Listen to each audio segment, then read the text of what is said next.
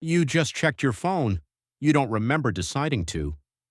Your hand moved before your thoughts did, and the screen was already glowing in your palm before you asked yourself why. Nothing happened. No message, no alert. You looked anyway. Now put it down. Feel that small pull to pick it back up. That itch is not a flaw in you. That itch is older than farming, older than fire, older than language itself. The device is new. The craving behind it is almost 2 million years old. You think you are addicted to your phone. You are not. You are addicted to something your phone happens to feed. To understand it, you have to go back to a time before screens, before cities, before there was anywhere to scroll. You have to go back to the open grassland, to a small band of humans who survived by paying attention to two things above all else: danger and each other. Picture your ancestors standing at the edge of a plain. She cannot afford to miss anything. A rustle in the grass could be food. It could also be the thing that eats her. So her brain evolves a hunger, not a hunger for food, a hunger for information. The brains that ignored the world got eaten. The brains that scanned it, constantly, restlessly, checking and rechecking, survived to pass that restlessness down through thousands of generations, down to you.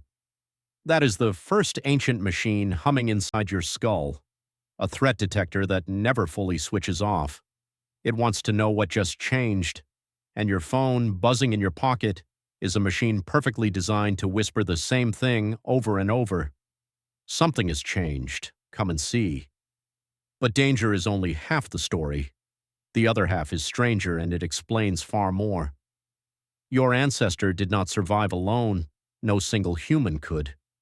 You survived because you belonged to a group, and inside that group, your life depended on knowing exactly where you stood, who was rising, who was falling, who was angry with who might share their food, and who might turn their back on you when the winter came. To be forgotten by the group was not embarrassing, it was fatal. The anthropologist Robin Dunbar spent decades studying this. He noticed that primates hold their groups together by grooming each other, picking through fur, one companion at a time. But human groups grew too large for that. You cannot groom 100 people with your hands. So Dunbar argued that language itself evolved as a kind of grooming at a distance. We began to groom each other with words. We call it gossip.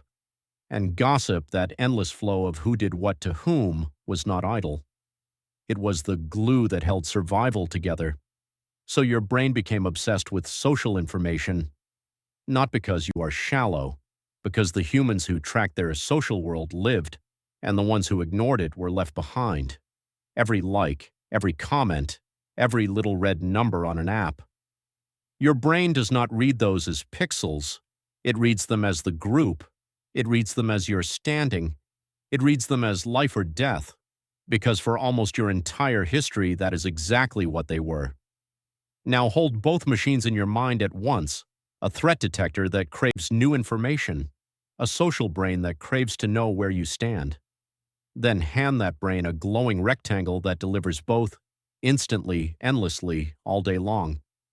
What did you think was going to happen? But there is a third piece, and this is the one that turns a craving into a trap.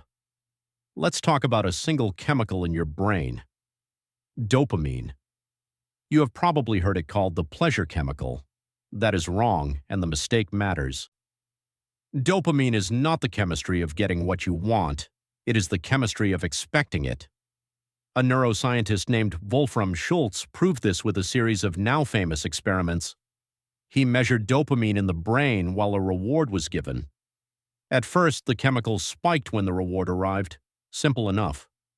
But then he added a signal, a light, just before the reward, and something remarkable happened. The dopamine stopped spiking at the reward. It started spiking at the signal, at the promise. Your brain, it turns out, does not celebrate the prize. It celebrates the moment it believes the prize is coming. Read that again, because your phone is built on it. Dopamine is the anticipation, not the arrival. It is the reaching, not the having, the wanting, not the liking. Another neuroscientist, Kent Berridge, spent years teasing those two things apart: wanting and liking. He found they run on separate systems in the brain.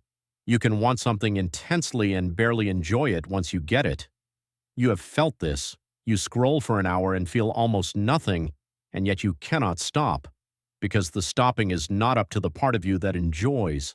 It is up to the part of you that wants, and the wanting does not care whether you are happy. It only cares whether something might be coming. So what happens when the reward is unpredictable? Here is where an old experiment becomes chilling. The psychologist B.F. Skinner put animals in a box with a lever. When the lever always gave food, the animal pressed calmly only when hungry. But when Skinner made the food come randomly, sometimes on the third press, sometimes on the 20th, sometimes not at all, the behavior changed completely. The animal pressed compulsively, again and again, long after it made any sense. Unpredictable rewards, Skinner discovered, are the most powerful drivers of repeated behavior ever found. More powerful than reliable ones. Far more. Now think about pulling down to refresh.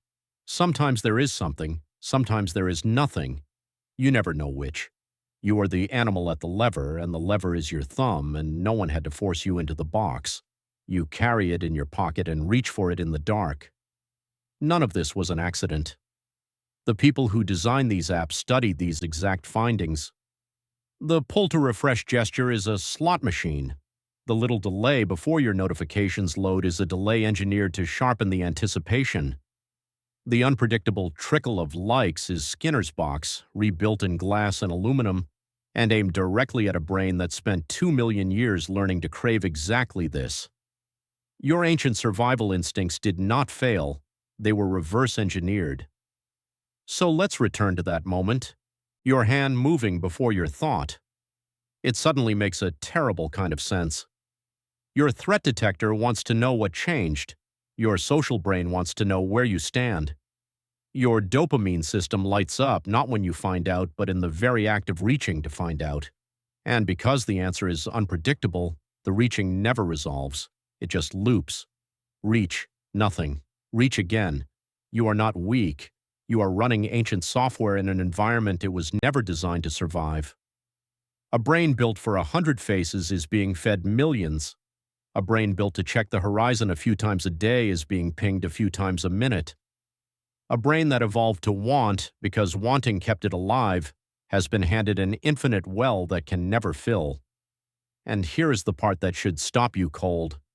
This same machinery is what once made you human.